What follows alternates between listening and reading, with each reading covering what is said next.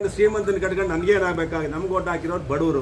ಶ್ರೀಮಂತರಿಗೆಲ್ಲ ನಾವು ತಲೆನೋ ಕೆಡಿಸ್ಕೊಳ್ಳ. ಶ್ರೀಮಂತರಿಗಿದೆ ಇಂಡಸ್ಟ್ರಿಯಲ್ಲಿ ಏನಾದರೂ ಮಾಡಲಿ ಅವನು ಆ ಥರ ಬೇಕು ಆ ಥರ ಕಟ್ಟಬೇಕು ಅಂತ ಹೇಳಿದ್ರೆ ನಮ್ಮ ವಸಂತ ನರಸಾಪುರದಲ್ಲಿದೆ, 10 ಕಾಂಪ್ಲೆಕ್ಸ್ ಕಟ್ಕೊಂಡು ಬಾಡಿಗೆ ಕೊಡ್ಕೊಳ್ಳಿ.